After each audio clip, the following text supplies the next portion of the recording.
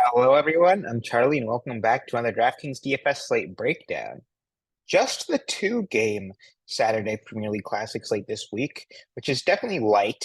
And as you can see, like West Ham are the only team with minus odds on this slate, which is crazy to think about considering how they've been the last few weeks. They have turned around a little bit under Nuno, but when West Ham's the biggest favorite on a slate, like it's already a crazy, crazy look. But yeah, like West Ham, minus odds against Burnley, Everton, Fulham, both plus odds there. And yeah, it's gonna be an interesting little slate here with teams that aren't really you usually don't have a ton of focus on just because they're all kind of mid-table to lower, like even relegation candidate teams. Here's our goal contribution odds. There's not a single guy on minus odds, which makes a ton of sense. These teams are, let's just say, a little bit of lesser quality than some of the other teams in the league. Like none of them are really that prolific goal scoring, really across the board through any of them. Like Jared Bowen's got our best goal contribution odds on the slate at plus 110, which is like nothing crazy. Everton, like Njai would be the highest, but he is questionable for this game. We don't know if he's going to start. Could end up being like Jack Grealish at plus 175 as your highest chance of getting a goal contribution, which is just crazy to think about. In terms of our projected lineups and set pieces here, with Ndai dealing with those muscle cramps, doubtful for this game, they have Dwight McNeil projected, who has, I don't think, started a game all season in the Premier League. He plays like more for the under 21s now, which is wild to think about considering he's like a guy who played like every game last season. With him in projected, I'm not really sure what they do with him and Dewsbury Hall for that side of set pieces. James Garner will have one. Like it'll be James Garner taking this side of in swingers. I think it's a bit of a coin flip between McNeil and Dewsbury Hall. My guess would be Dewsbury Hall just because he's kind of the more central figure in this team at this moment. But like I don't even know if these guys have played together more than like 20 combined minutes all season. I don't know if they've even had a set piece in that time either on the lefty in swinger side, which is what David Moyes likes to employ. So I'm not really sure really what they do with those two guys. For Fulham, it should be Lukic and Harry Wilson in this team, although Iwobi does kind of have a corner in him here and there, so it makes things a little bit murky. West Ham and Burnley.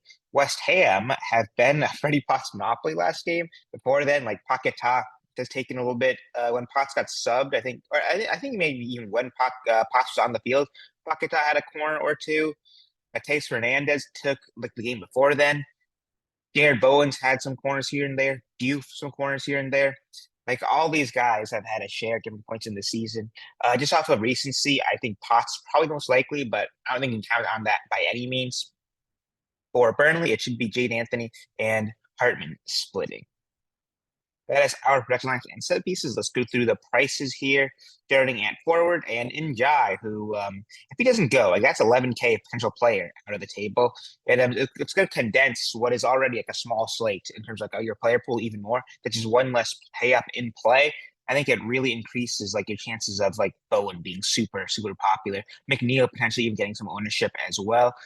If he starts to at 11K, although like I think he's kind of a scary, scary roster just because you don't know how many minutes he's going to go. You don't know what the set piece situation is going to look like. And 11K is a pretty, pretty petty.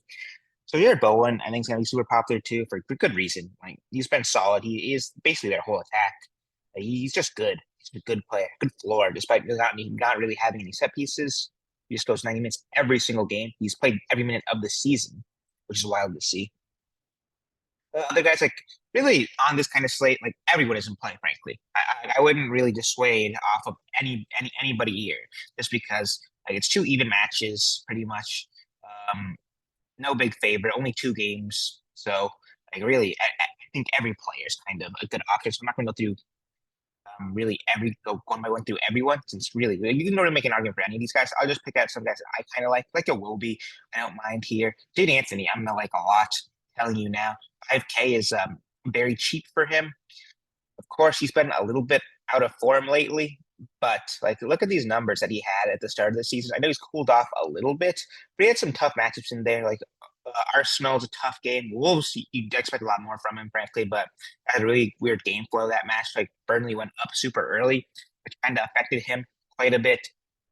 And he's playing West Ham this week, who are going to be a team that'll be happy to give up the ball at times, which should really go into Anthony's favor.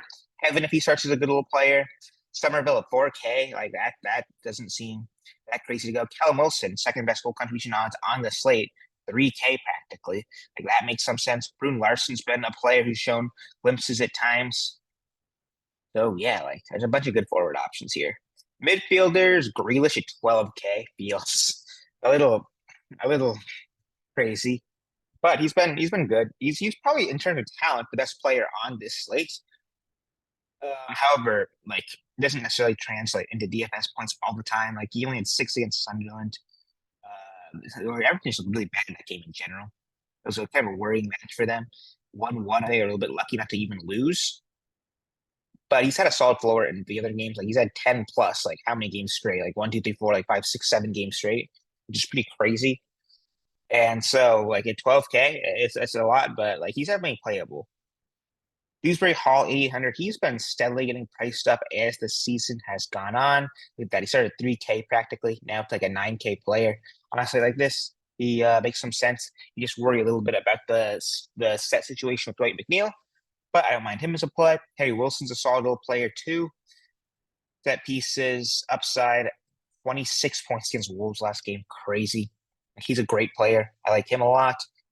Gardner, solid, just raw set pieces essentially. Paquetá, he can have a corner in him here and there. He's probably West Ham's second best attacker after Jared Bowen. So he's a solid option. Lukic, set pieces there. He's not bad. James Ward-Prowse has just been like completely phased out of the team. He doesn't even end up on the bench most games. It's kind of sad, but hopefully he gets to move somewhere or we get to see him playing again at some point. Mateus Fernandez at 4K. Like he's not a bad little option. And then Freddie Potts, who is right here at stone minimum 3K. I'm super interested in this as well. Hope he continues to have some set pieces in him. And like at 3K, can't really do wrong. Like as long as he takes corners, it makes him a super, super appealing option. Defenders, Diouf, I like a lot. Hartman, I love. Mikalenko, he's okay, but he doesn't really warrant kind of the price bump over a Diouf and a Hartman for me. Tete's been pretty solid. Jake O'Brien for basically a center back playing fullback. I don't love that. Walker Peters, I don't think is a bad little player.